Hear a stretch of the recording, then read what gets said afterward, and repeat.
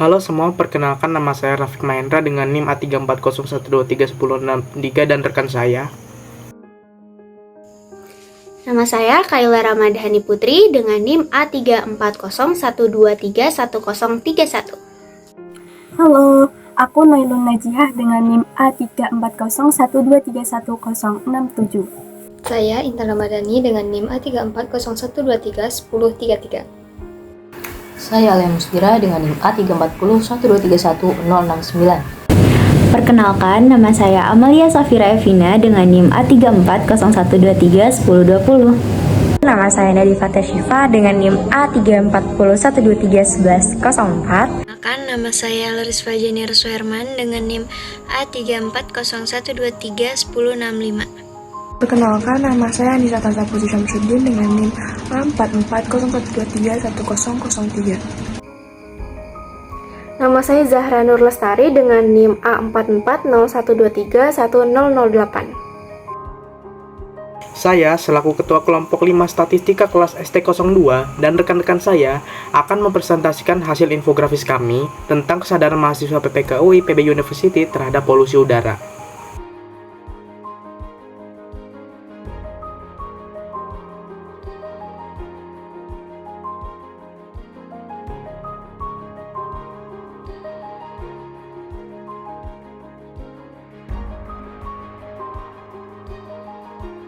Yang pertama, yaitu latar belakang.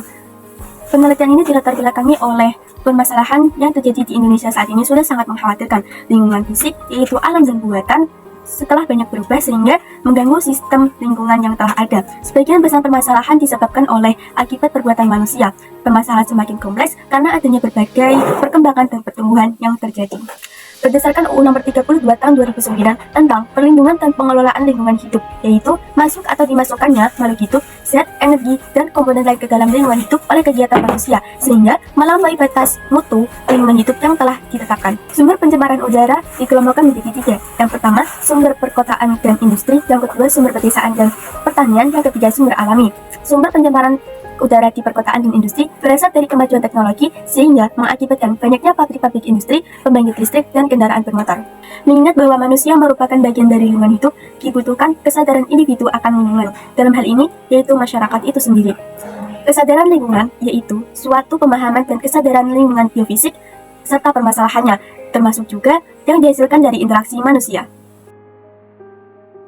Adapun tujuan dilakukannya tugas proyek ini antara lain, yang pertama, mengetahui tingkat kesadaran mahasiswa PPKU IPB University terhadap lingkungan terutama polusi udara. Yang kedua, mengetahui peranan mahasiswa IPB University dalam mengurangi polusi udara. Dan yang ketiga, mengetahui tingkat kepedulian mahasiswa IPB University terhadap polusi udara berdasarkan responden.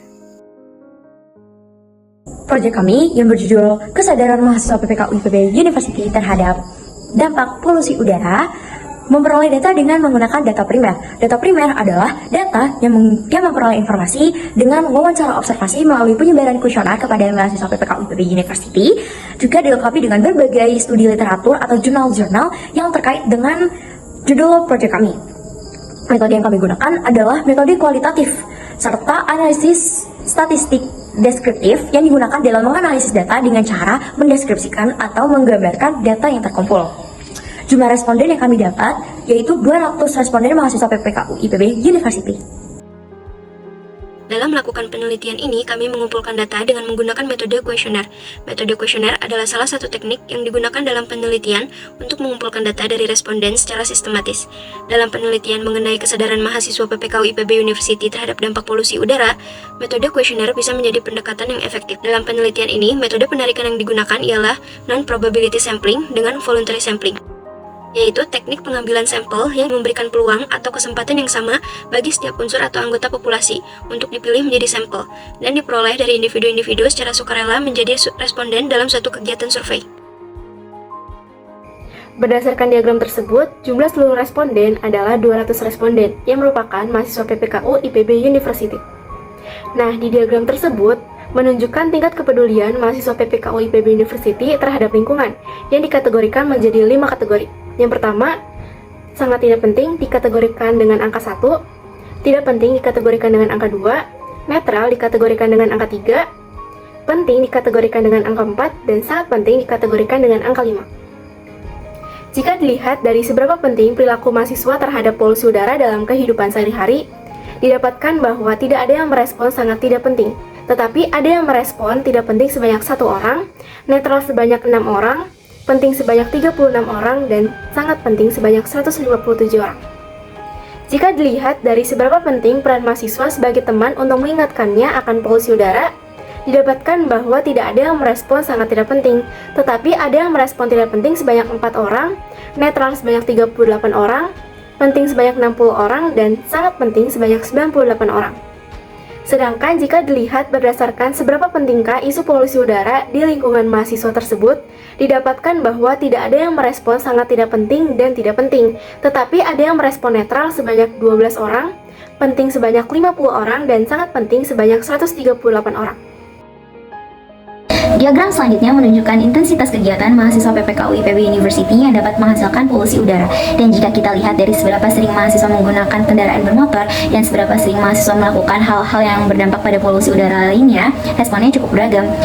Dan berdasarkan hasil survei kami, didapatkan sebuah perbandingan yang terlihat bahwa mayoritas mahasiswa PPKU IPB University menunjukkan tingkat kepedulian yang tinggi terhadap lingkungan. Namun masih terdapat perilaku mahasiswa yang bisa menyebabkan polusi udara di sekitar mereka, seperti penggunaan kendaraan dengan frekuensi tinggi dan juga pembakaran sampah kering dan daun-daunan.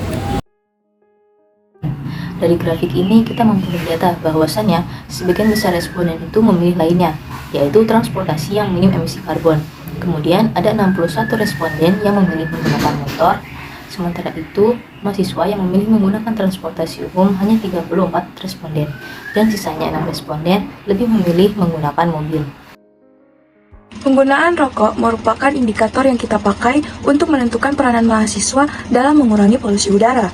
Kita melihat dari grafik di atas bahwa dari 200 orang yang menjadi responden kita, hanya 12,5%-nya yang merokok.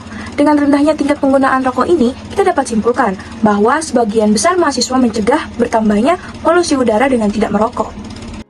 Selanjutnya, untuk menentukan tingkat kesadaran mahasiswa PPKU IPB University per fakultas, kami membuat grafik tentang sebaran tingkat kepedulian individu terhadap polusi udara berdasarkan responden per fakultas. Sebelum pembahasan, perlu diketahui bahwa kami telah mengumpulkan 200 responden dengan 78 responden merupakan fakultas pertanian, 16 responden dari Sekolah Kedokteran Hewan dan Biomedis, 8 responden dari Fakultas Perikanan dan Ilmu Kelautan, 6 responden dari Fakultas Peternakan, 16 responden dari Fakultas Kehutanan dan Lingkungan, 12 responden dari Fakultas Teknologi Pertanian, 23 responden dari Fakultas Matematika dan Ilmu Pengetahuan Alam, 22 responden dari Fakultas Ekonomi dan Manajemen, 14 responden dari Fakultas Ekologi Manusia, 4 responden dari Sekolah Bisnis, dan 1 responden dari Fakultas Kedokteran. Grafik ini merupakan sebaran tingkat kepedulian mahasiswa PPKU IPB University terhadap polusi udara per fakultas. Terdapat berbagai macam variasi respon yang dimiliki mahasiswa dari sangat tidak peduli, netral, peduli, dan sangat peduli. Contohnya, pada mahasiswa Fakultas Kehutanan dan Sekolah Kedokteran Hewan. Mereka memiliki jumlah responden yang sama. Namun, Sekolah Kedokteran Hewan memiliki sebaran frekuensi relatif yang lebih besar dari Fakultas Kehutanan, sehingga Sekolah Kedokteran Hewan memiliki respon yang lebih beragam daripada Fakultas Kehutanan. Selain itu, jika kita lihat dari segi jumlah responden, Fakultas Pertanian memiliki jumlah responden yang paling banyak dan paling beragam. Dari hubungan asosiasi antar fakultas pertanian dengan fakultas lain memiliki hubungan yang positif. Dari pembahasan ini, dapat disimpulkan bahwa tingkat kepedulian mahasiswa PPKU IPB University memiliki frekuensi sebaran relatif yang terlihat jelas dan berbeda-beda untuk setiap fakultasnya. Berdasarkan survei terhadap 200 mahasiswa PPKU IPB University, ditemukan bahwa tingkat kepedulian sebagian besar mahasiswa menunjukkan tingkat kepedulian yang tinggi terhadap polusi udara. Mayoritas responden yang menganggap penting untuk berperilaku yang meminimalisir polusi udara, baik dalam kehidupan sehari-hari maupun dalam peran mereka sebagai teman yang mengingatkan tentang polusi udara. Meskipun banyak mahasiswa memilih menggunakan transportasi umum dan alat transportasi yang tidak menghasilkan emisi gas, masih ada sebagian yang menggunakan kendaraan bermotor. Hal ini menunjukkan variasi dalam perilaku yang berpotensi menambah polusi udara. Mayoritas mahasiswa jarang melakukan aktivitas yang dapat menyebabkan polusi udara, seperti membakar sampah kering dan daun-daunan. Namun, masih ada sebagian kecil yang melakukannya secara kadang-kadang. Tingkat penggunaan rokok di kalangan mahasiswa cukup rendah, yang turut membantu mengurangi polusi udara. Dan tingkat kepedulian jika dilihat dari fakultas berdasarkan jumlah responden tiap fakultas, Fakultas Pertanian memiliki jumlah responden yang paling banyak dan paling beragam, tetapi Fakultas Pertanian memiliki responden yang sangat peduli terhadap polusi udara.